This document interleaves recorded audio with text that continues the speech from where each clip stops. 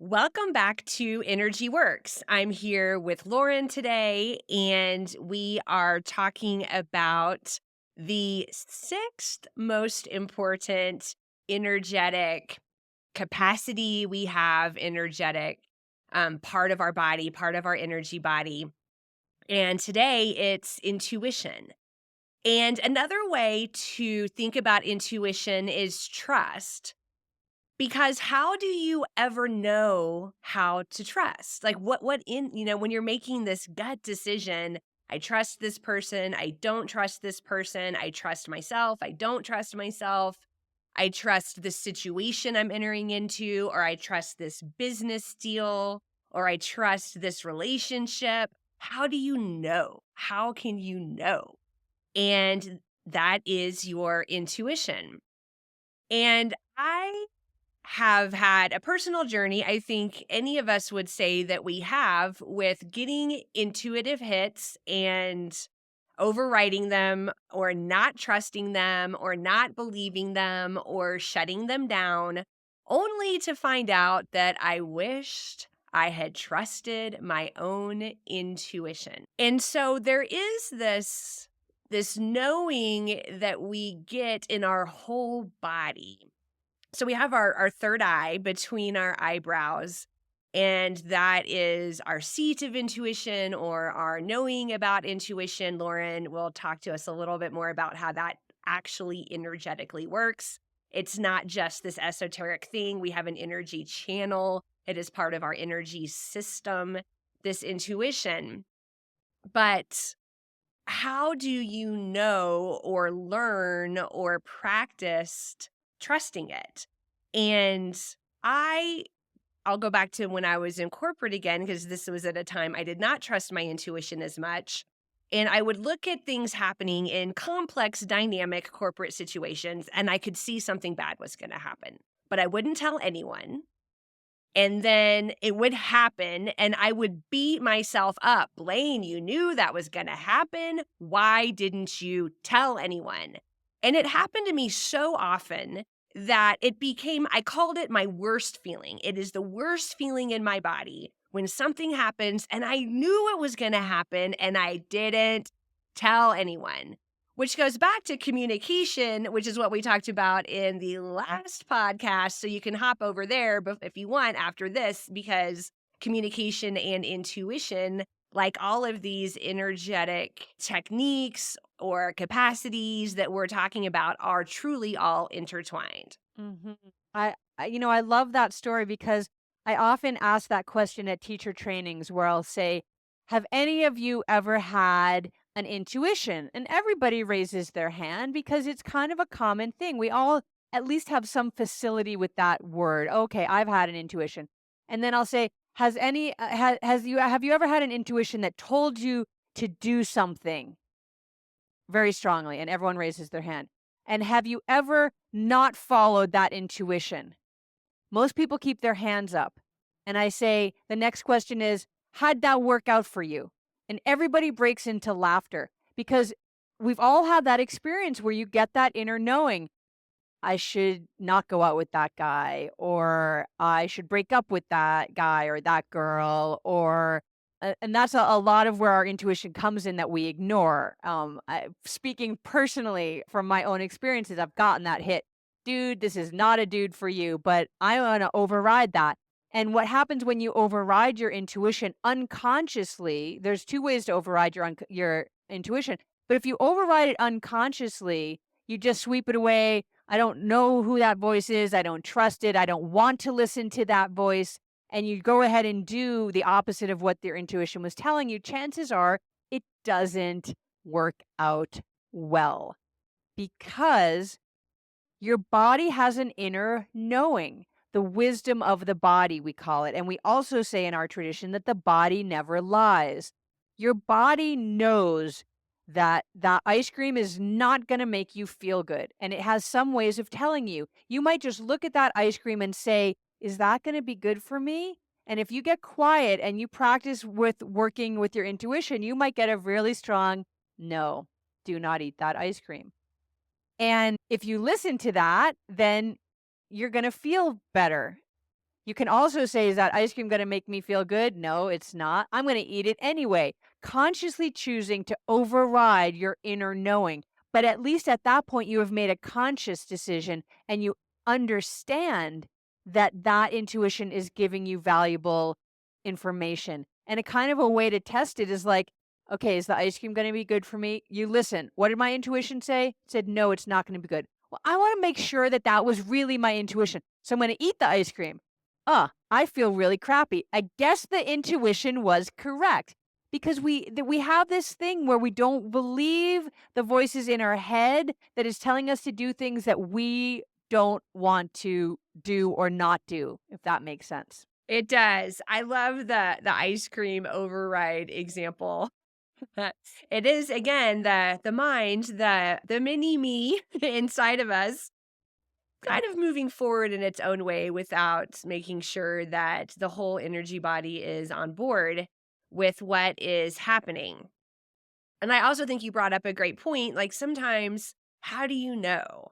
And when we have intuitive hits, or I'm a daily meditator, and so I have every day I get quiet and I try to allow the divine to have communication with me. I consider it my little dance with the divine. I take a step, divine takes a step, I take a step, divine takes a step. I do this every day. And when I'm doing that, I will sometimes get visions, I will get intuitive hits, and I ask myself, is this truly my intuition?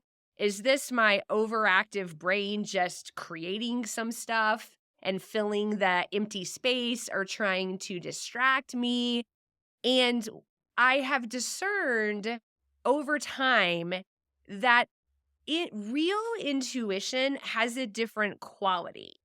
And it is hard to explain, and, Lauren and I are talking about energy on a podcast to begin with, so we're talking about the unseen in many times that we talk, and so and we talk about how we feel, right, and our energy being in balance or out of balance, and that all has a quality. When your energy is humming and imbalanced and running forward and crossing over and you're grounded, you know what that feels like.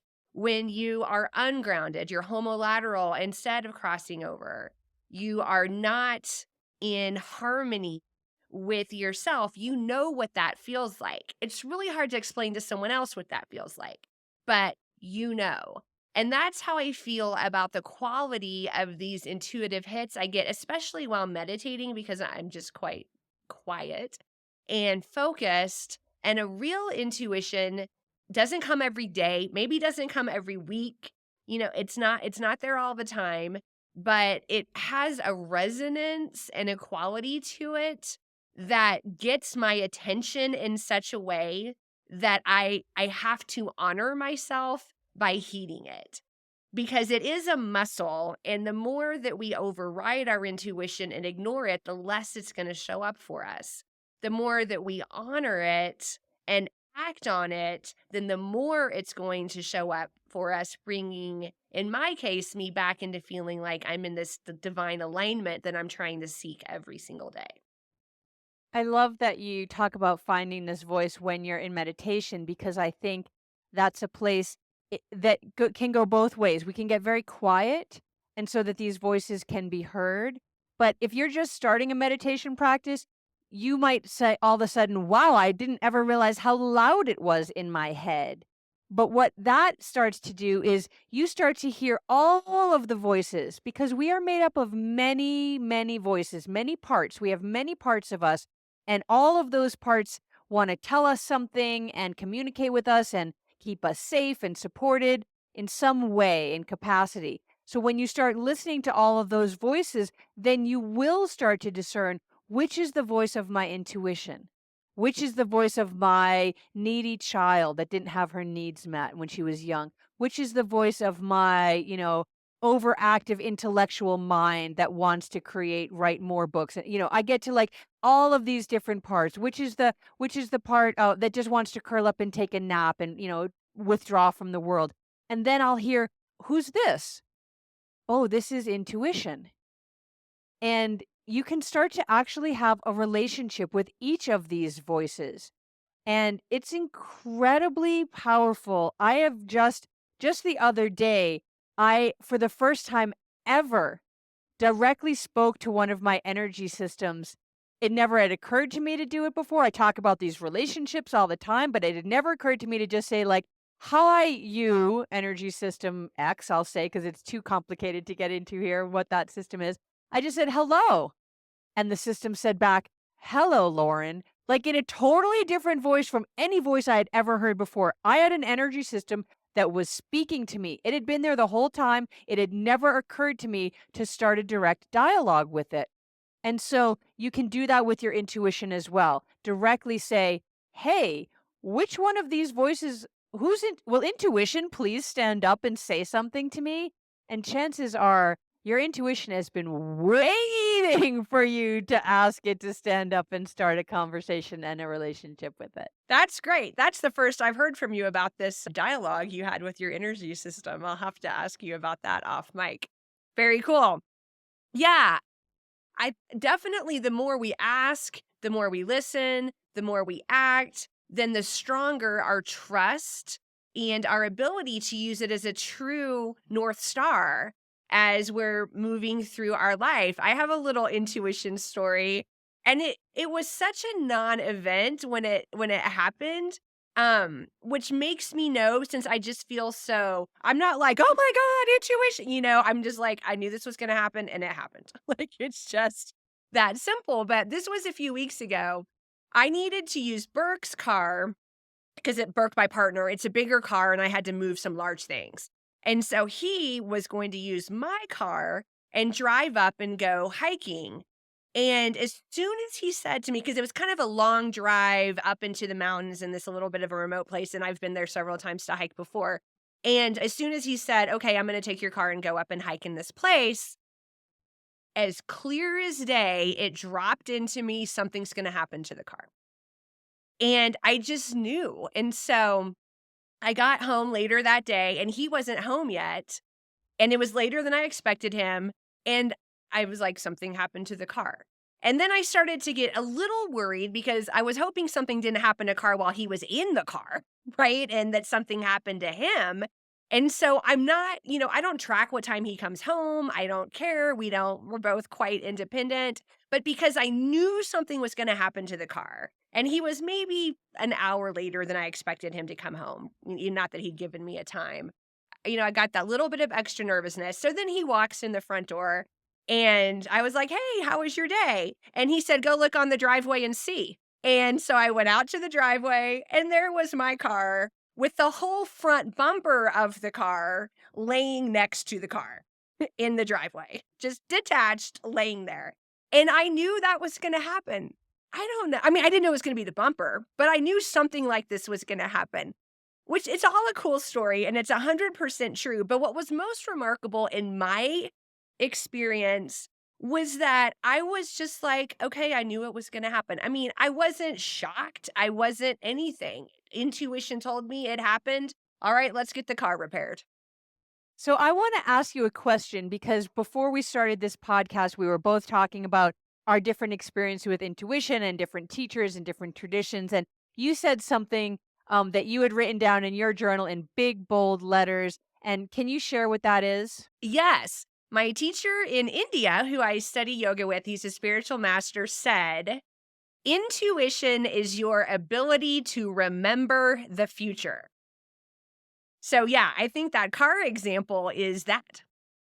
So what's so fascinating about that example and about your teaching that you got from the Indian master there is that we've talked about energy fields a lot in this podcast so far, these fields of energy that give rise to the physical structure. And maybe in a future podcast, if you all want that, maybe you can drop us some comments so we know what parts of this you like. We could explain to you what all of the energy systems are and how they interrelate and interconnect and how they actually give rise to the physical body. But this idea of field. So if you're still with us after this many episodes, you're in the field with us. That means that you are in this energetic container of information. And the biggest energetic container of information is the entire universe.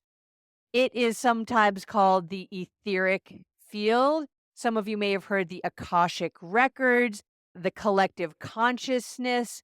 There are all of these ideas, the holographic universe, that everything exists in the fields already, and that we can just tap into those fields and extract information.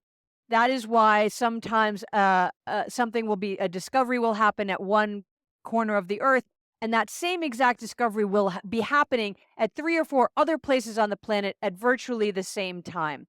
Because once information is spoken, is known, it's available in the field. This goes back to our idea of communication. When you say something out there, you're saying it into the field. So if you have this idea for this incredible invention, I know how to invent X. It goes like this. It's out in the field, and anybody that has the ability to play in these fields, to extract information in these fields, which is, by the way, all of us have the ability, but some of us practice it more and can go ahead and drop into the field and extract information.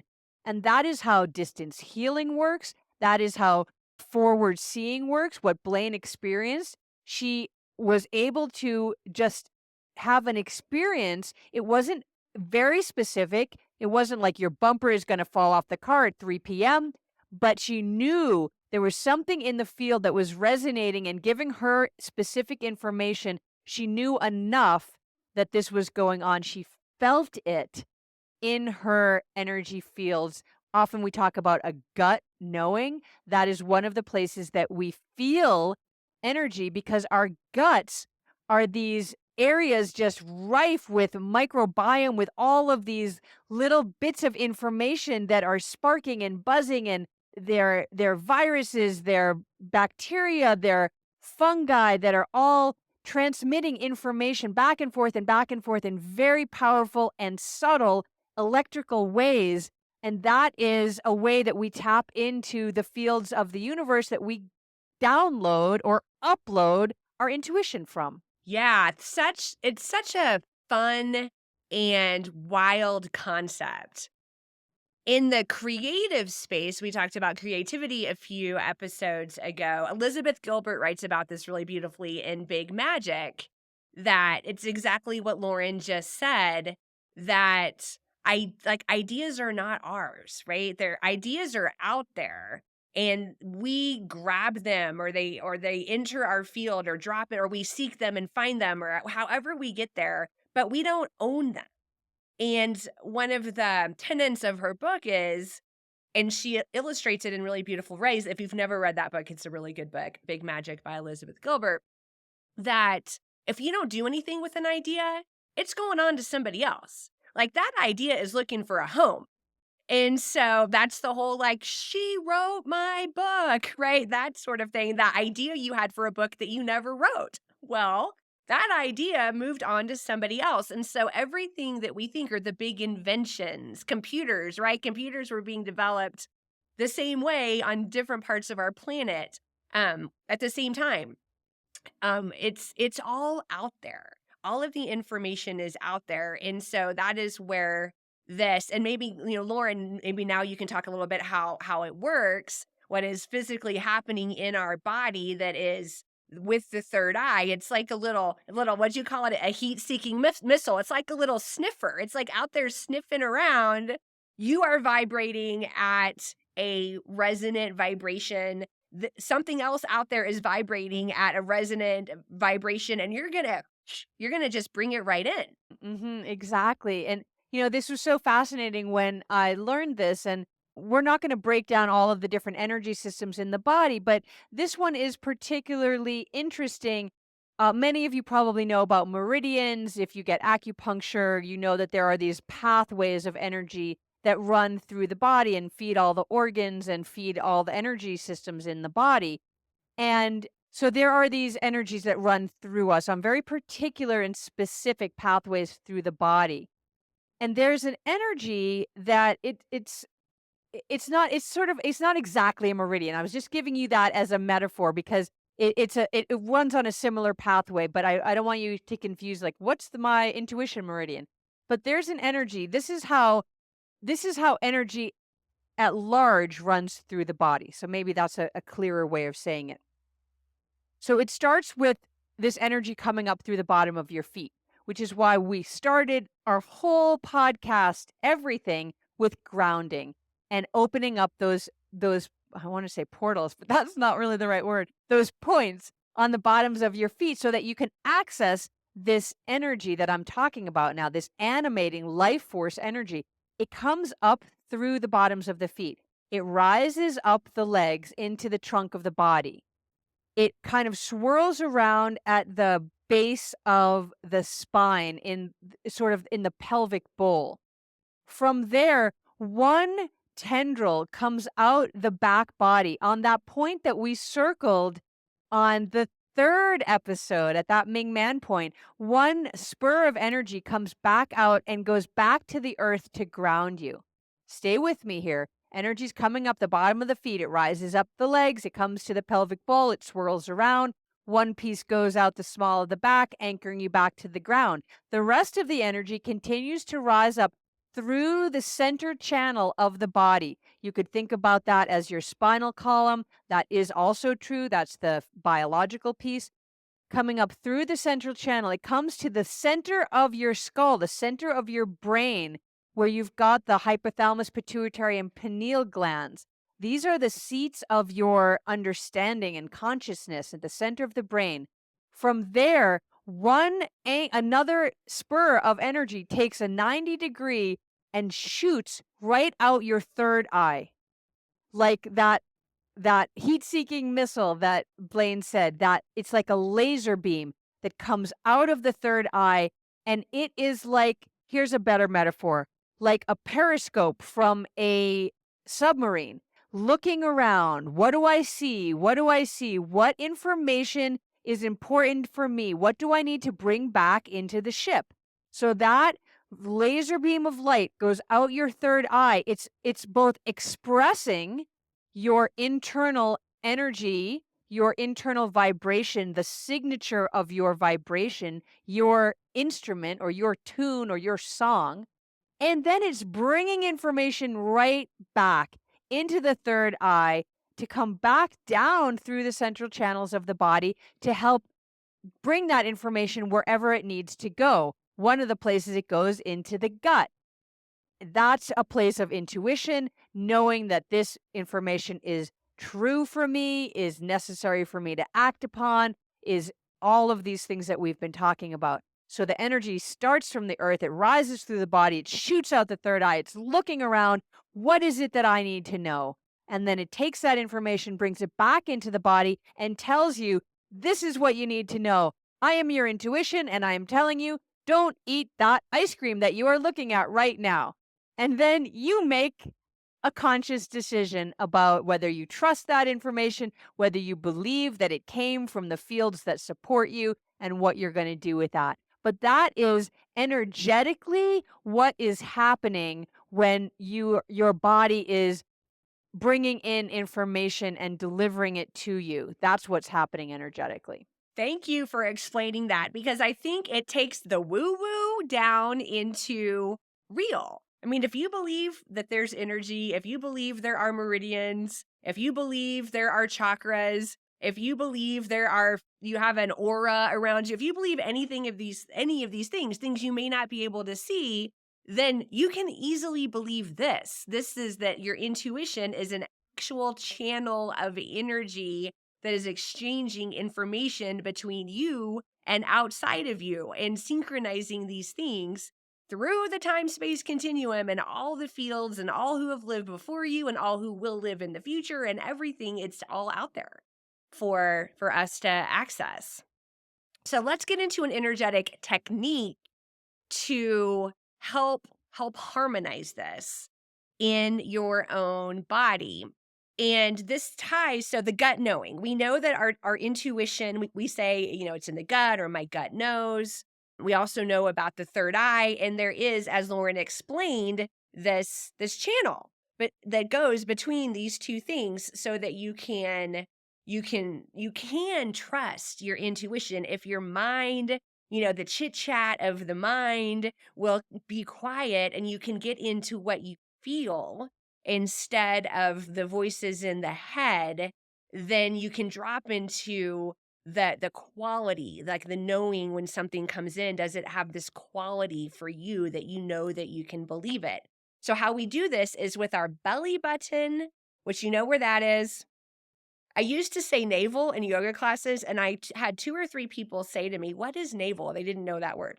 So now I say belly button and your third eye between the eyebrows. So we're just gonna use our middle fingers as we do this. We're gonna take the middle finger of one hand right in that belly button with a little bit of pressure, the middle finger of the other hand between the eyebrows where the third eye is, a little bit of pressure, and how much pressure you wanna do, you don't have to do a lot, so just to turn a medium amount of pressure.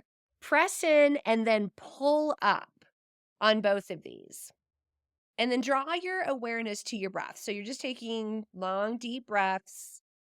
You can do this, I would say a minimum of 3 breaths, or if you wanna do it longer, it's a nice time to bring your awareness to the energy body, using your breath to bring you to the present moment. And when you feel complete with that, just bring the hands back down.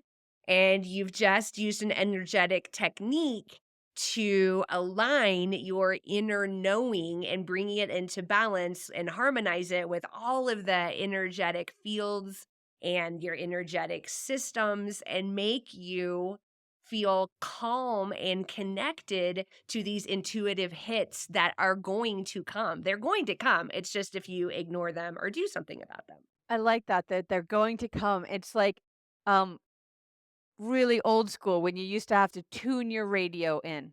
Tune your radio to the frequency of your intuition so that you can allow that information to come. And that technique that Blaine just shared with us is one way for you to do that. So thank you for sharing that, Blaine. That's so beautiful. It feels so grounding and centering. And it really has speaks to everything that we've already shared on all of these podcasts so far. They all weave together each of these foundational pieces of working with your energy. And so that intuition piece is so powerful, that inner listening, that deepening to the inner voice, which rises right out from what we talked about last week of that communication. So now we are deepening that inner communication, listening and responding. So thank you for that, Blaine. Thank you all for tuning in. I hope you've enjoyed this episode. And I'm going to tune in to think about, I think somebody, I'm getting a hit, somebody is going to put a really positive review, and maybe it's you. Hopefully it is. We'll see you next time. Thank you. Bye.